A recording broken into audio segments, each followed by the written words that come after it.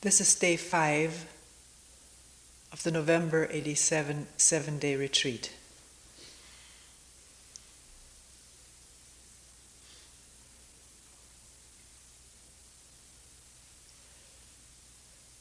Today we will look together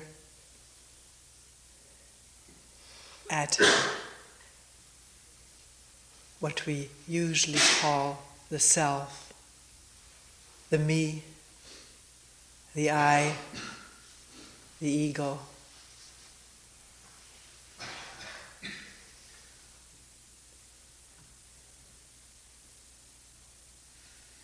Not just think about it, but look at it.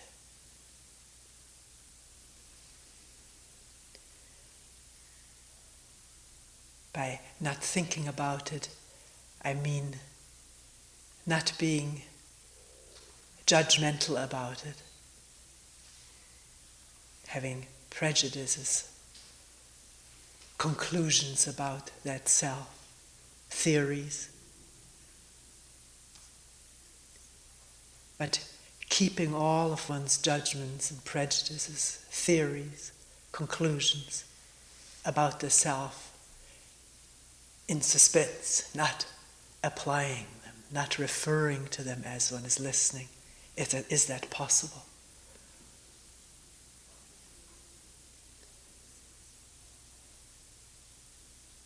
It's one of the most difficult things to listen clearly.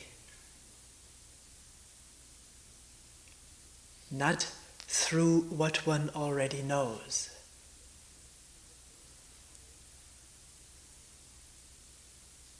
Listening through what one already knows, one cannot listen clearly.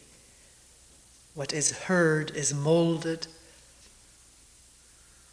interpreted, to fit what is already known.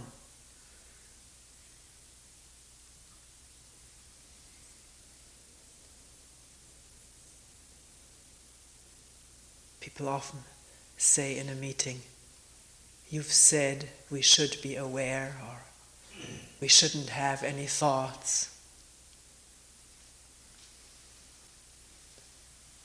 Mind should be clear from this or that.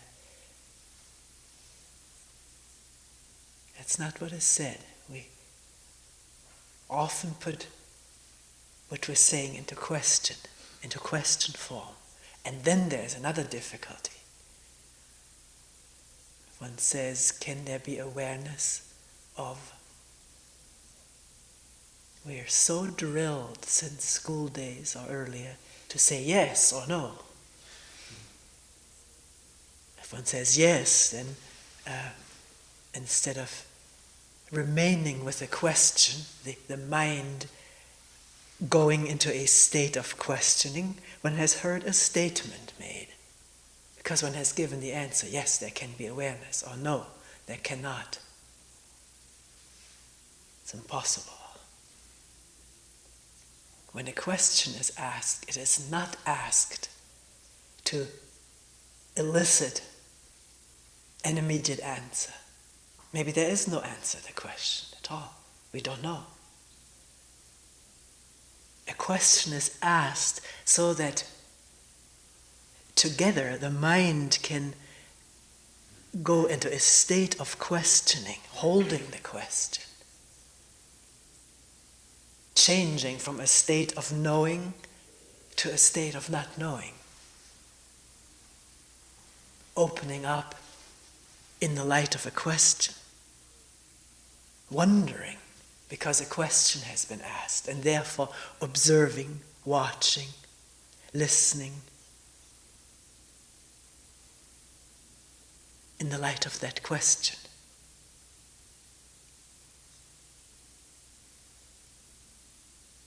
I was just looking for a different expression for in the light of, because that may cause the mind to think, well, when I ask a question, there's no light. In terms of the question, listening in terms of the question.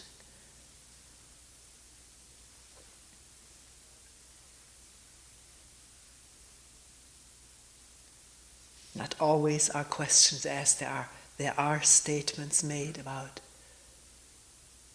the self, but they are not made as something to be taken over, as authoritative information to be absorbed and remembered and then repeated, lived up to, lived according to.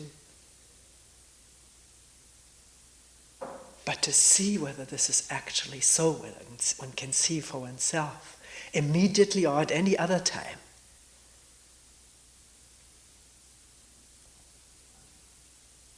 Whether what is said is really so, is the truth.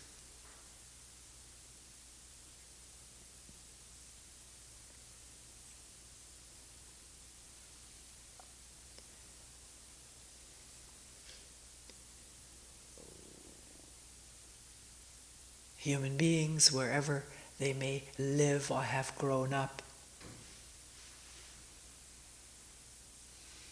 at whatever time and age, civilization, different ones. I think we've always have and are sharing a profoundly deep-seated sense of being me. A separate self.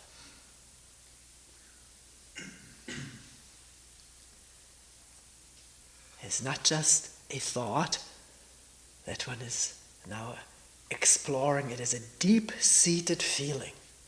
This thought of me and mine is accompanied or connected with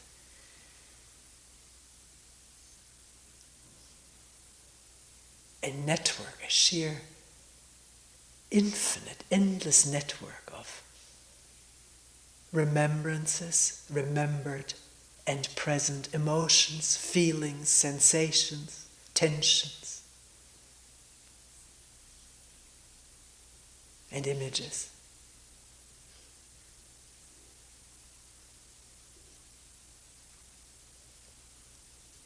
And there is an attachment to this feeling of self.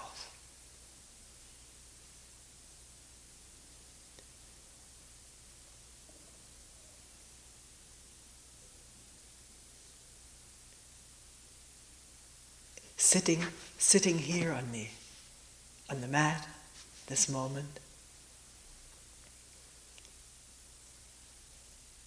aware openly, can we do that? Can that happen? Listening, aware, sensing the feeling of the crossed legs or whichever way the legs are, the seat on the cushion or on the chair, the feeling of the hands on the cloth of the pants, or hands folded or whichever way, and the sensation of skin touching skin, feeling in the arms and shoulders. Maybe there's tension there, maybe there's a pain in the back, maybe there's a knot in the chest.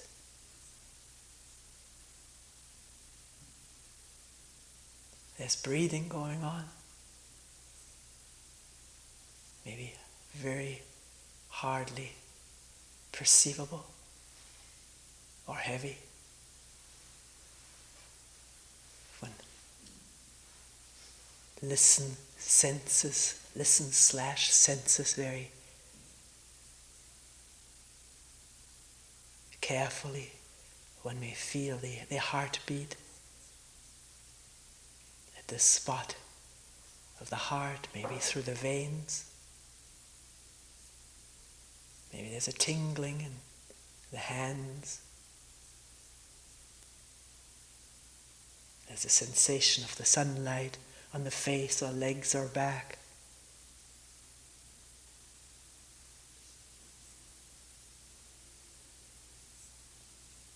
You can feel the nostrils as the breath is going in and out. Maybe the belly going in and out or up and down. We could go on for a whole hour. This is what is going on, and there can be an awareness of it, sensing that, feeling that, listening to it. And then, isn't there also the idea, the image, this is me. This is my body sitting here. This is my heart that is beating. My breathing, heavy or light. My pain, and so forth.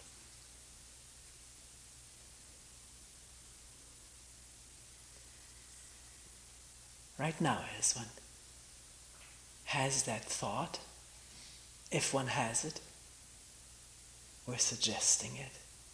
But is that thought really there? Is me sitting here? Who else could it be? One can go on thinking. It's not you sitting here, it's me sitting here. As this thought is looked at, does one see that it is thought? It's me. It's myself here on this spot. As this is verbalized, thought, does one see that it is a thought? You can say, yes, I see this is a thought, but the thought refers to something real. Me is not just a thought, there's something there that is me. And we're questioning what that is. What this strong, deep, profound feeling that there is me here, me, the owner of this body, the owner of the pain, the possessor of it, the haver of it.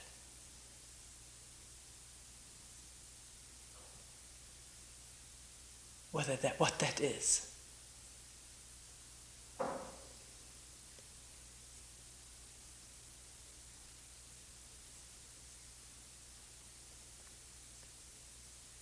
It is a fact that sitting on this cushion and looking ahead, there is the double doors open and there a hillside bulging in and a piece of sky visible, and the person who has his or her back turned toward that double door will see this door here, which is not seen from this spot. Each one of us sitting in a slightly different location, visually of opening the eyes, sees a different aspect of the surroundings. That's a fact, which holds true for all of us, wherever we find ourselves, and look as a certain perspective, visual perspective. For all of us, it's universally so. If I move to that spot, then the same thing is seen. Does that make for part of the feeling of being a separate self? That as the body moves to a different location, it sees different things. It doesn't hold up, does it? Because anybody can sit at this spot and there is the two open doors and the hillside and the sky. What is it that we feel so strongly about as me, separate from each other, special, different?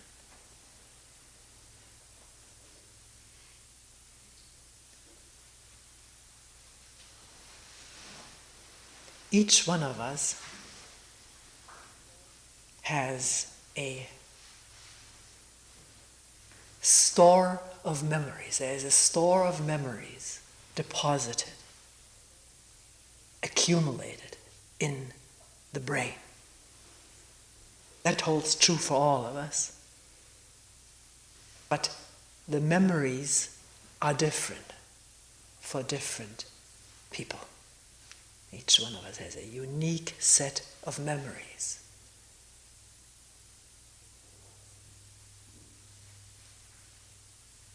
And a shared set of memories.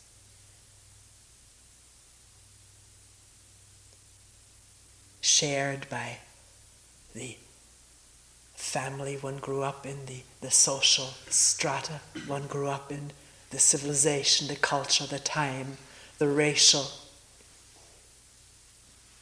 aspects, the church or religious indoctrination one may have received, and so forth. There are shared collective memories and there are individual memories. One may remember oneself as a 5-year-old child, 10-year-old teenager, in the 20s, 30s, and so forth. Not only remember how one looked, because one has looked in the mirror at those times, or pictures have been taken of one which aid in the memory of what one looked like at certain times, but one also remembers feelings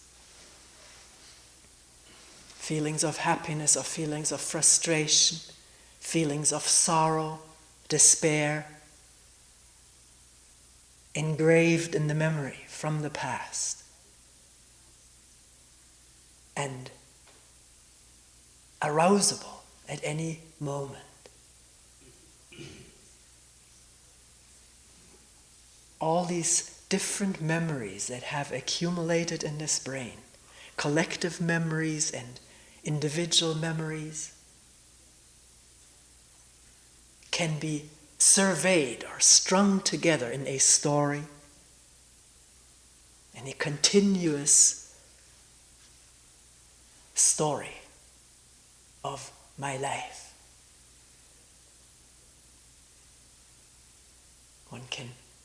The brain can scan what has happened in the past due to the memories that have been deposited by experiences.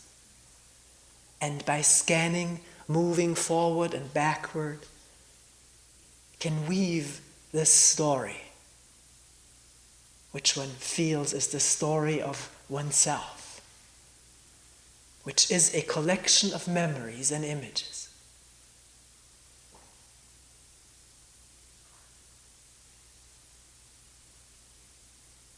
Can one see that?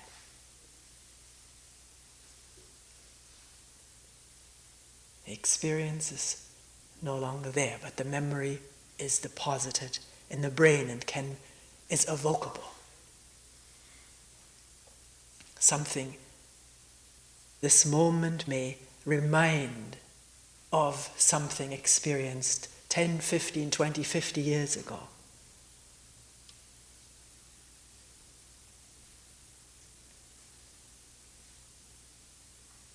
And the feeling, that was me then.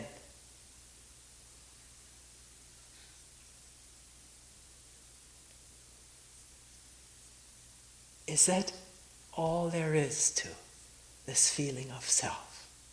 An accumulation of memories laid down by past experiences? Or is there more? We did mention it's not just the memory of the experience, but also the emotions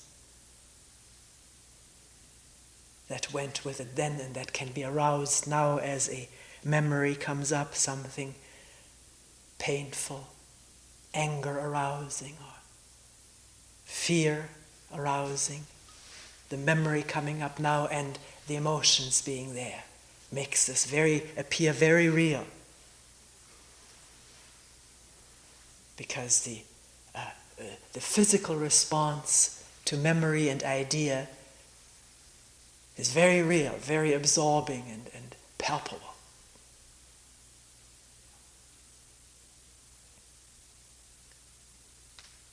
In addition to the memory of the experiences we've had, we have an accumulation, an accretion of images about ourselves. which have resulted from having been told since we were born what we are like by parents and friends and teachers and ministers, people at work telling us what we are. Little child being born probably has no image about itself. There's certain needs and desires, but no image of being right or wrong, good or bad, cute or not so cute, skillful, well coordinated, and so forth. That is what we hear about ourselves. We hear talk about ourselves. Our parents and teachers talk about us, or write about us, and we hear about it, or read it on a report card. And from what we hear said about us, accompanied by kindly looks on the face of the parent, or stern, disapproving looks on the faces of parents, teachers, brothers and sisters, we gauge of what we must be like and form images about that.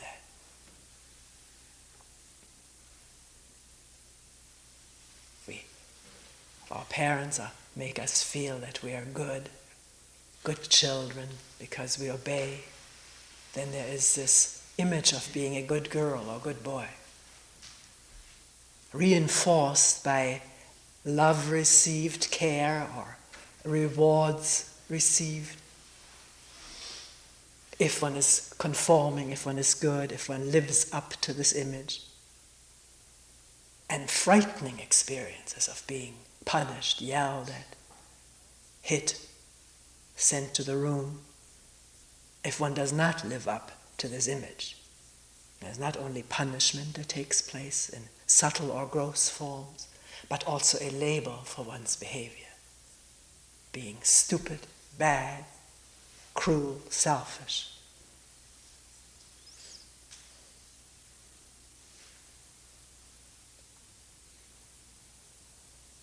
So we have piled up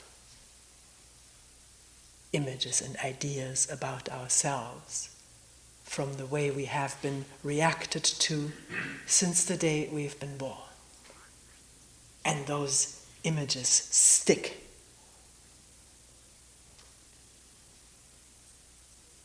One habitually lives up to them. One has always been told that one is stupid or inept, not always, but a lot of times. One believes that and acts accordingly. When one is told that one really knows how to fix things or is skillful, then there may be much enthusiasm about pursuing being skillful. One lives up to the image one has of oneself that can be observed in our daily living. Please, can one do that as one lives, works from moment to moment? See how the thought, the image comes up. I can't do that, and therefore one doesn't even try. Because I've never been good at these things. Or one is called, asked for help, and one knows one is good at it, and one goes ahead and fixes something.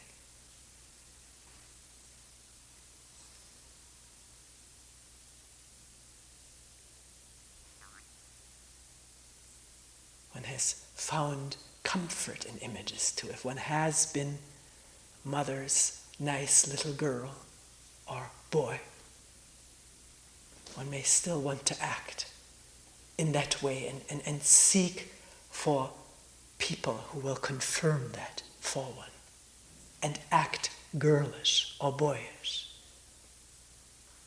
Good boyish, good girlish.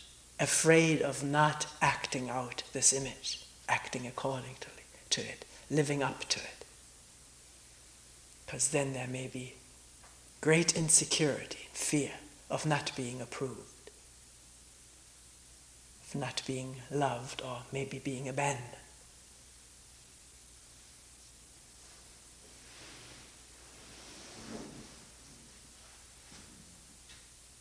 So, is that what the feeling of self is? The images we have of ourselves? Resonating labels, resonating statements about ourselves, plus all the memories of our past experiences. Is this what makes up the sense of self?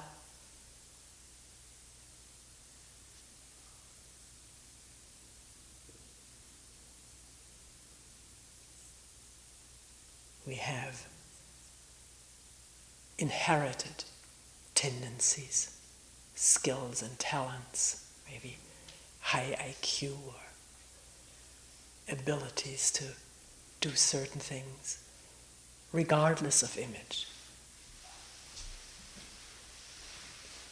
Does one consider the skills, the talents that have developed in one, maybe either through promotion through image or just in school one was good at it, but one was told one is good at it? There's always been a promotion of our talents by being rewarded for them through grades, or not being rewarded if one didn't display this talent. It may have been there, but it was not rewarded. And one thought one doesn't have any skill in math. Our question is, does one consider as part of oneself one's talents, one's abilities? These being mine, my musical capacity to compose or to interpret music, to perform it, my capacity to write, or ability to read and remember what I've read. Does one consider this as part of self, one's inherited and promoted capabilities? A brief reflection, just as we're doing right now, will reveal that capabilities of musicianship or writership, being able to paint or build or visualize architecturally, are inherited capabilities, inherited and promoted through learning and study and reward and practice.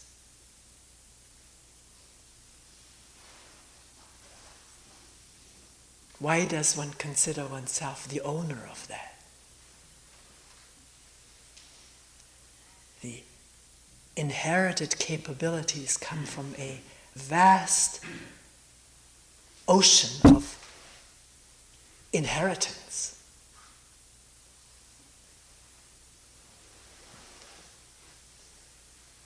Transmitted through sperm, egg, and their genes and their DNA. From generation to generation. But is there the thought that this is mine, this is me? I'm not saying that judgmentally. Is that a fact that one considers that there is an owner of that, a me who has that? And what is that? Other than thought and idea. Capacities there are, but where is the owner? Skills there are, or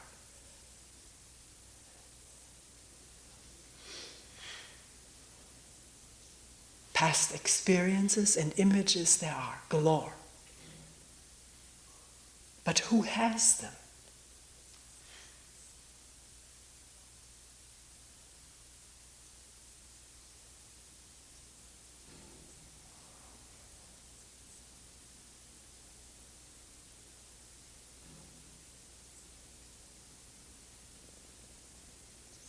The answer is, I do. What is this I?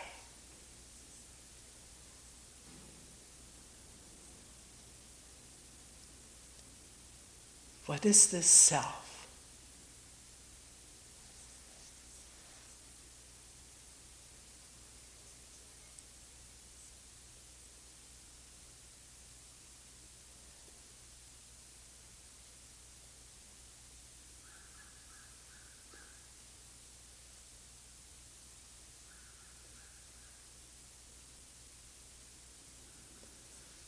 Is it our ideas and opinions about things?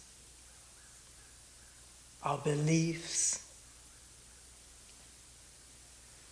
All of that has come through indoctrination, through schooling, through education, through membership in organizations, churches, political parties, and so forth. What is it that is ours? What is this mine?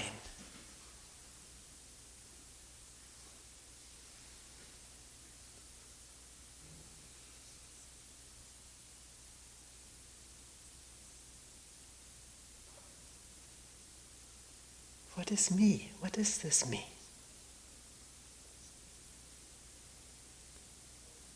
Somebody, maybe in a retreat, may hand me a note stating that I have done something wrong, not followed the rules, or I don't know, this is probably not even how it happens, but not to do things in this way, to do them in that way. Will one feel hurt? Is there an immediate reaction of hurt? And with the immediate reaction of hurt, thoughts. I've done something stupid, or I'm stupid. Or who is he or she to tell me? Feeling guilty about having not done something right. Where do these feelings come from? The hurt, the guilt, the reaction against the person, anger about being told something or about being criticized. I'm just making this up right now. People haven't told me that they have had these feelings. But I think we can all put ourselves into that situation because we get hurt all the time, don't we? Somebody coming on strong with a different way of doing things from the way one has been doing it, letting one know that one should do it this way and not that way. What is it that reacts? What is it that gets hurt or angry or fearful or frustrated?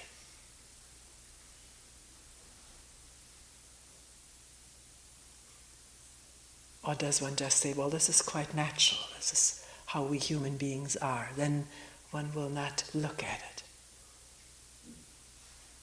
And one will just subscribe to a theory about human nature. But we do get hurt all the time, and we hurt each other. And what is it that gets hurt or has the urge to hurt someone else?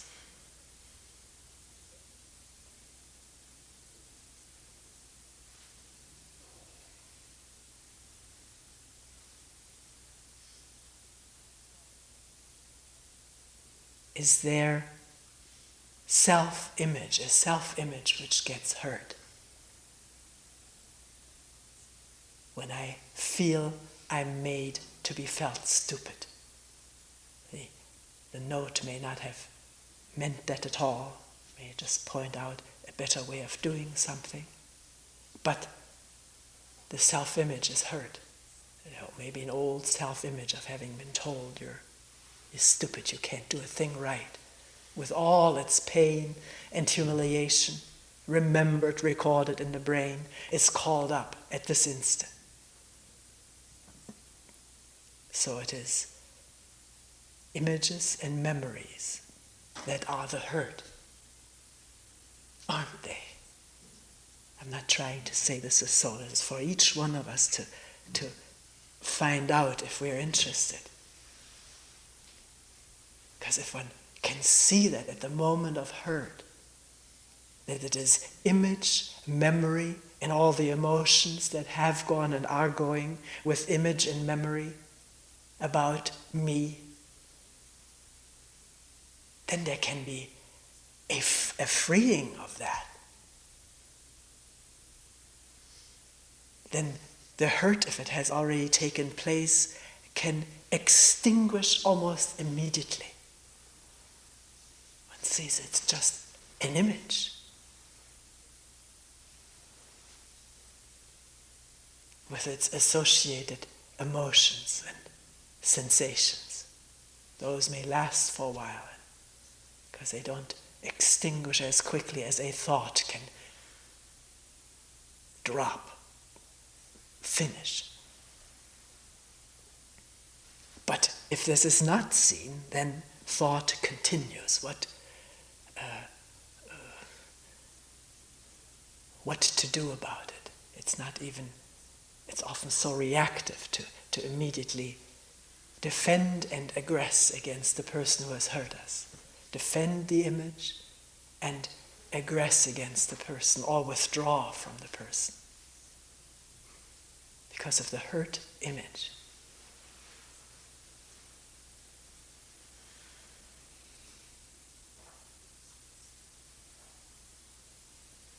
One can hear this in a talk, and it is said so many times that one may even not hear it anymore. One says, well, I've heard that before. And there's an old story. She always talks about self-image.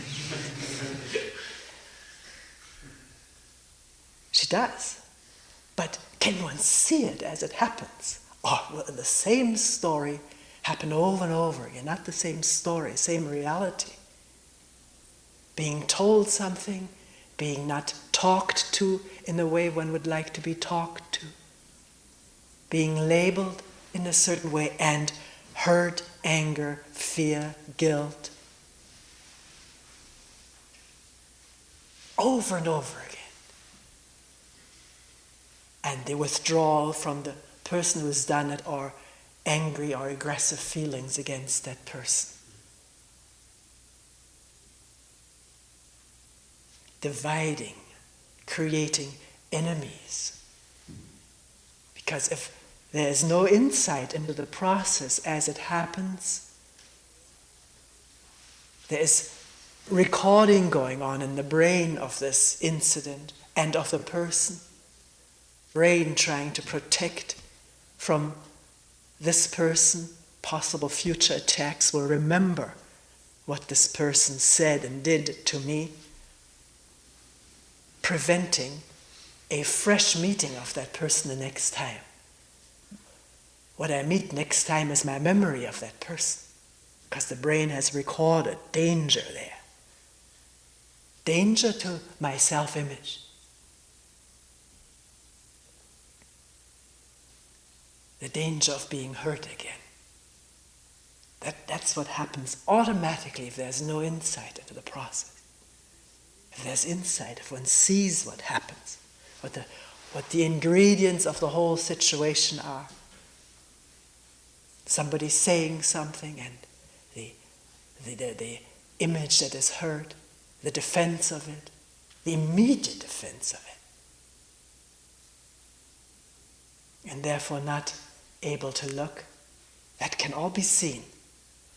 The immediate reaction, you too are so-and-so, or withdrawing, fear of that person or anger about that person. If that is seen and clear, then it can be done with, finished. The brain has no need then to go over and over and over it as unfinished business.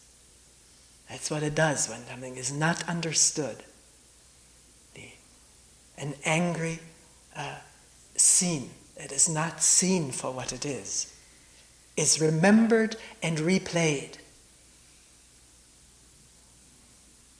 a painful scene, having caused pain or suffered pain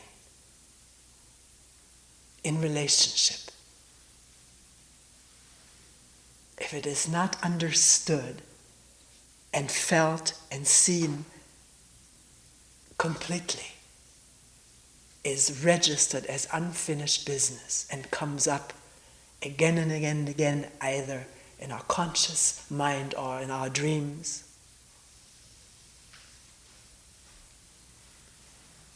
may have been so painful that it is repressed and so it is unconscious, which does not mean it is out of this world. It operates unconsciously. May be triggered at a new painful incident, but not one is not aware of what causes all this pain, this unending pain. Maybe deep unconscious memories. And memories are unconscious or become unconscious if they're not faced. Unconscious means not attending to something, not aware of it.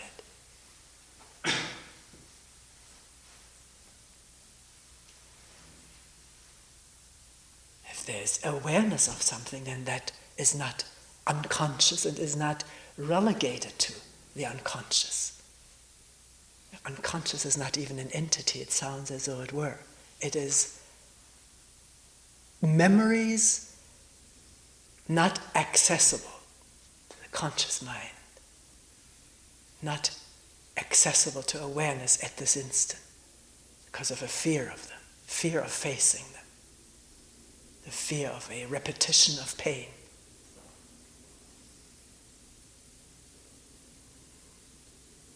Maybe at the time something was repressed, a pain was repressed, it was just too much to face, particularly for little children. Because for little children, in a fearful episode, frightening episode, the survival seems at stake. A little child is either totally or almost totally helpless, cannot survive on its own without the parents or someone taking care. So it is totally dependent on the goodwill or care of someone else. And when that comes into question, whether one will really be taken care of, because there's anger, violence, tremendous pain, may be too much to cope with, and the incident is repressed, is not allowed into conscious awareness, and all of us carry such, to one degree or another, unconscious memories.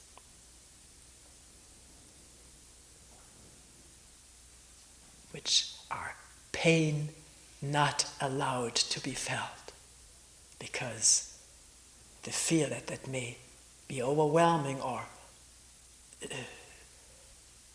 one may not survive that.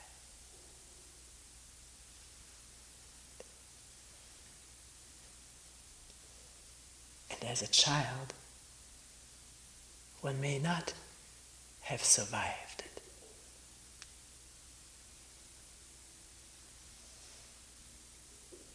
A child can't just leave home and be on its own.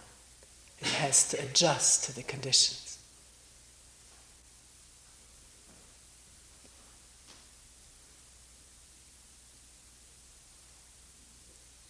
But these are not rational decisions. These are mechanisms that the brain has to prevent an overdose of pain, shock, trauma, or the consequence to the overdose. But the feeling that this fear or this remembered pain cannot be faced is still prevalent in us now.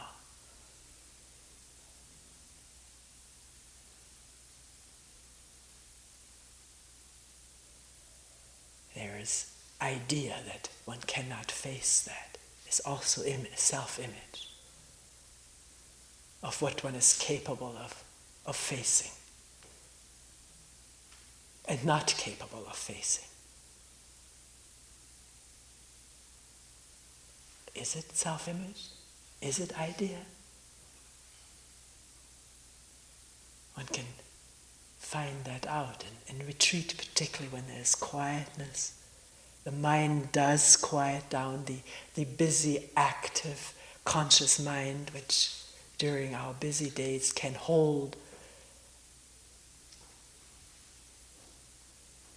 subterranean fears and pains in abeyance through all of its distractive activities. Engrossing, absorbing activities can keep painful memories in abeyance, undercover.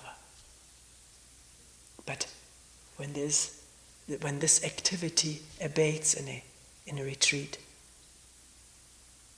mind does slow down, then stuff bubbles up from the unconscious mind. People tell me of dreams or while sitting, recollections, vivid recollections of childhood coming up. Will one habitually turn away from it? Say, I can't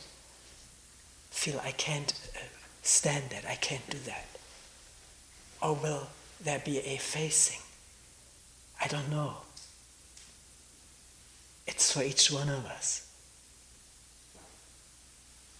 I would say to do or not to do, but it's not really a doing. It is just the absence of running away. Absence of escape. Sitting in the midst of the tornado, the turbulence, the anxiety, the pain. Feeling it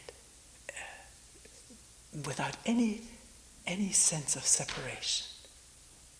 No image to salvage from this. Nothing. Just the burning of it.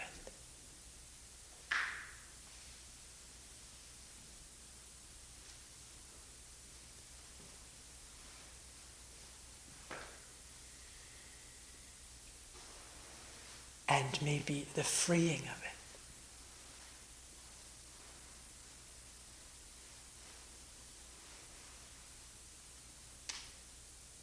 Because what causes us our tremendous pains and fears is memory.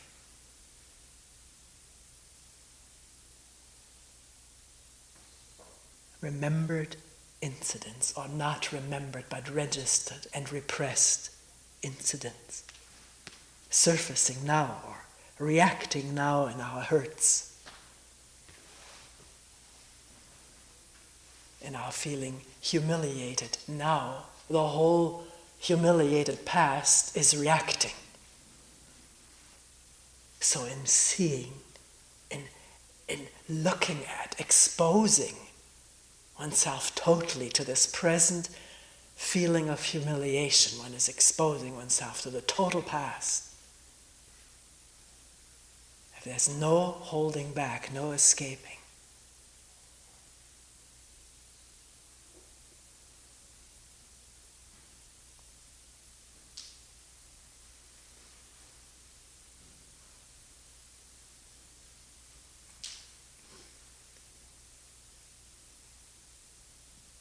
so coming back to the self. Is there a self which suffers the humiliation, which suffers the pain or fear? Or is there just humiliation, pain, fear, anger, triggered by whatever triggers it, a word or a gesture of someone?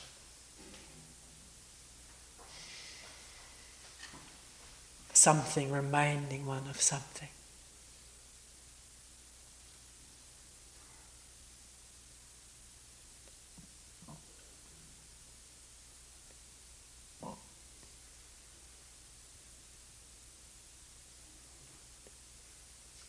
let us take there is pain in the right knee.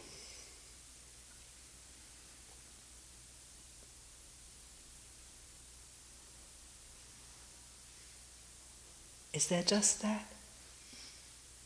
Supposing it is. Just that. If there's just that, then there's no problem.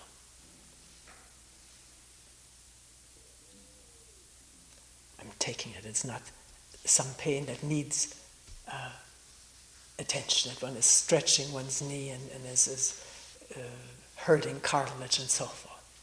I'm not talking about that.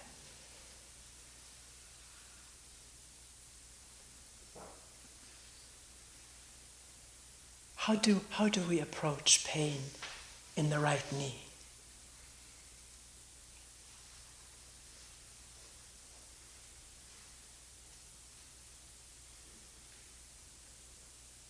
First of all, we call it pain, don't we? We localize it, we say it is in my right knee and there's pain there. We have an idea about it. And with the idea about it, we have a reaction to it. I wish I didn't have it. Or it's good for me. Pain is good in spiritual practice.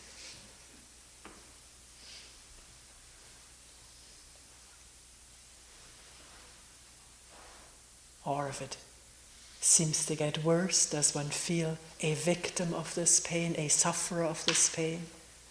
The thought, why do I have to have pain? Other people seem to sit without pain for hours, but I have this pain.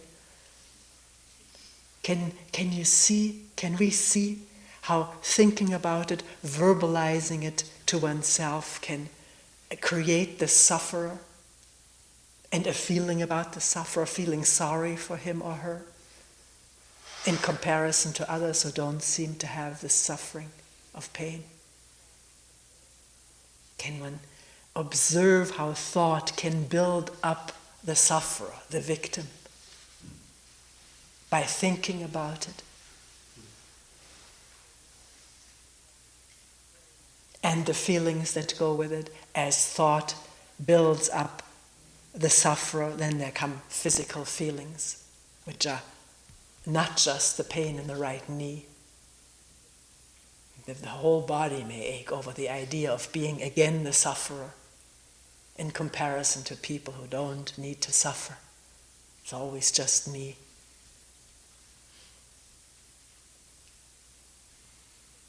And with that, not only the split between the sufferer and his or her pain, but also the split between me as the sufferer and all the others who are not suffering quite as much as I do, or maybe not at all.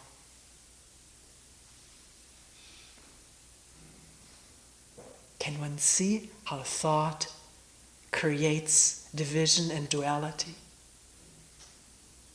Coming back to the pain in the knee. What if there's no labeling of it? Not knee, not location, not the thought that I have this pain, but the intense listening to it, the open awareness of this phenomenon taking place right now, which I don't quite know what it is. I know I can label it, but the label is not what this is. What is this? Wondering. I can see that giving a name to it already obscures the reality of it. But I want to get at that. Feel what it actually is like. Don't I, at that moment, have to drop all ideas about it? Not build up the idea of a me that suffers that, but just allow listening and hurting to take place. The hurting being not separate from the listening to it. We say hurting now, but in listening, I won't use that word hurt, because that word has power to create the sufferer. more thoughts about the one who suffers the hurt. Does this make sense?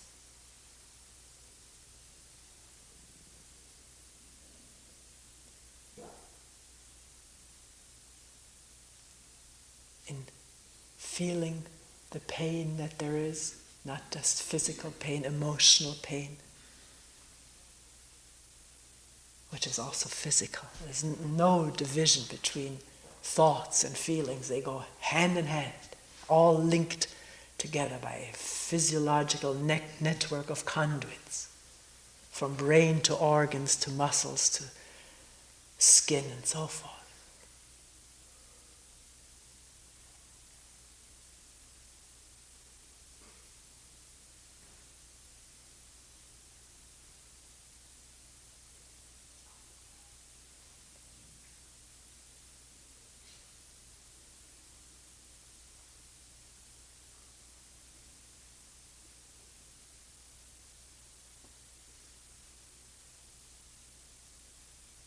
Is there someone who has that?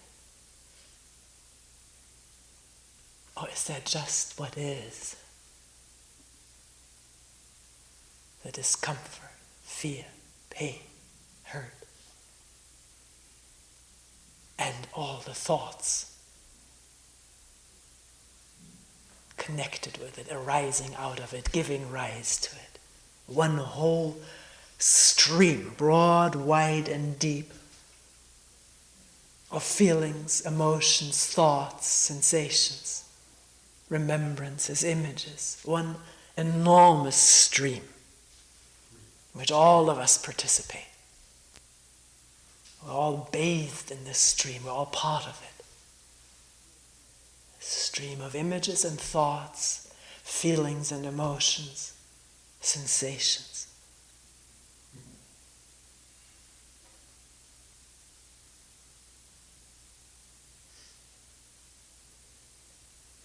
And then one thought separating itself, saying, this is my life, my consciousness. But that's a thought. Do you see that?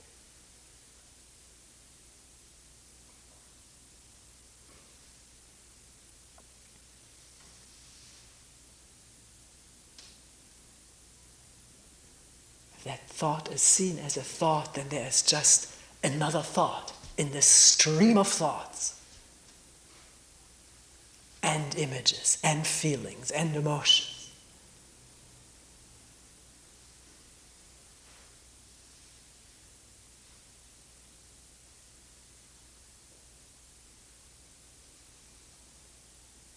That's what we call the self, or my consciousness, or me.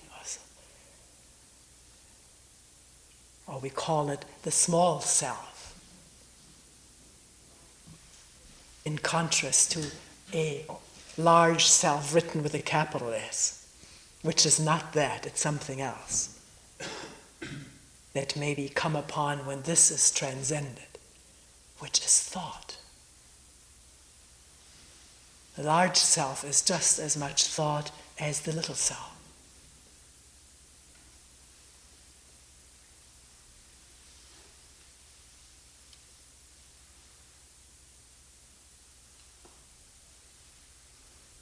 Because when there's no thought, when the mind is free of thought, there's neither little self nor big self. That's just what is.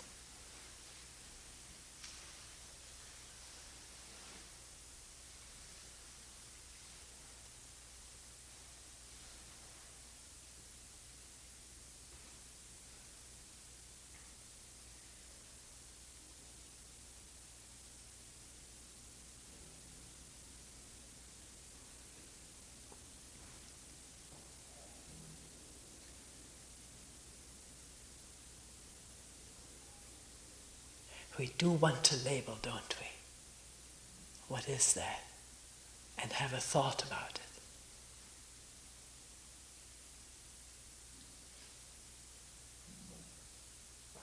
It gives us a sense of security to label something.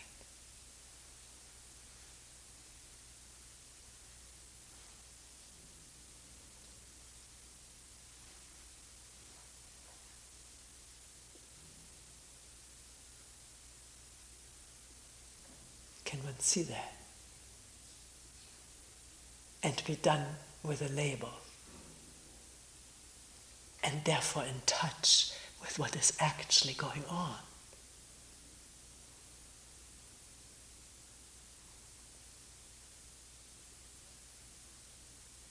One may find all one can do is think about it. But the sound of the cloth, somebody moving, that's not thought, is it? That's not thought.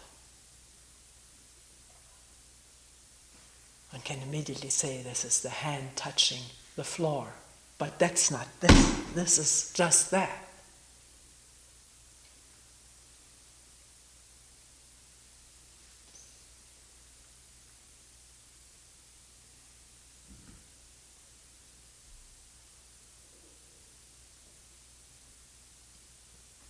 One can say, I hear that, but that's putting it into words.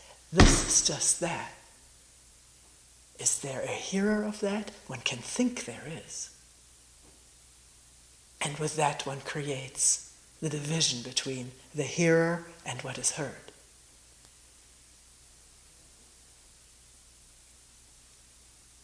At the instant of perception, there's no thought of, I am perceiving that. There's just that.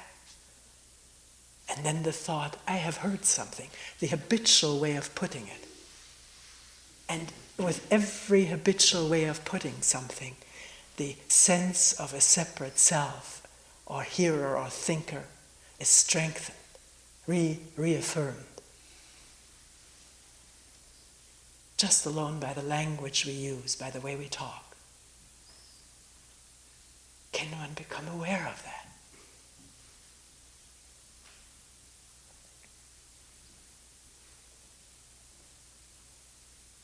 That this feeling of self has come into existence, maybe because the brain is capable to think about all its images that it has formed and registered. There's not just the registering and remembering of images, but thinking about them. We can think about ourselves, and with that we create ourselves.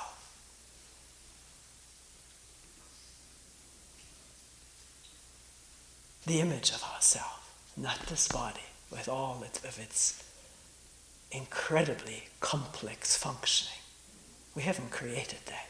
It has evolved over thousands and millions of years.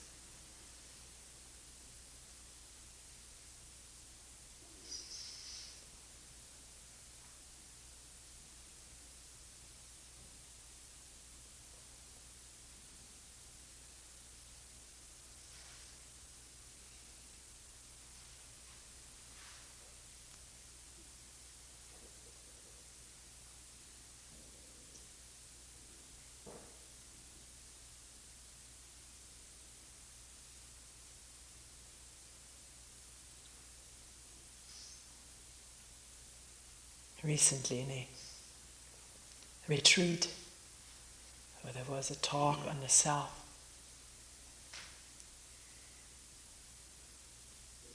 somebody afterwards came to a meeting, actually with several people, different meetings, who said it was an absolutely shattering thing to hear and maybe sort of get a glimpse of the fact that all that the self is a bunch of memories and images.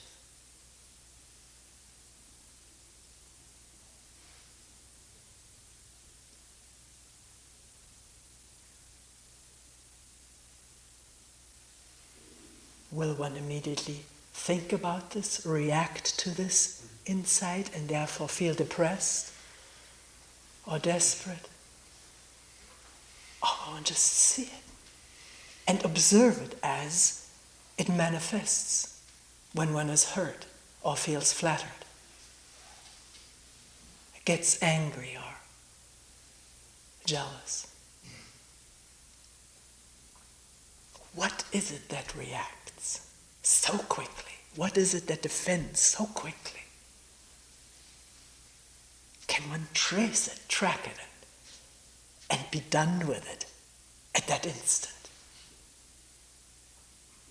So that the mind is clear again to see what is there, to see another human being without the remembrance predominating the next time we meet.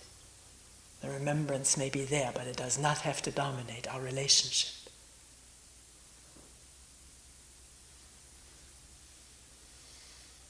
When this sense of self is uncovered.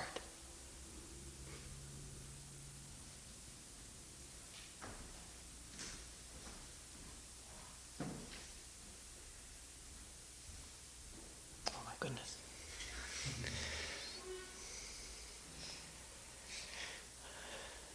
How could you stand it so long?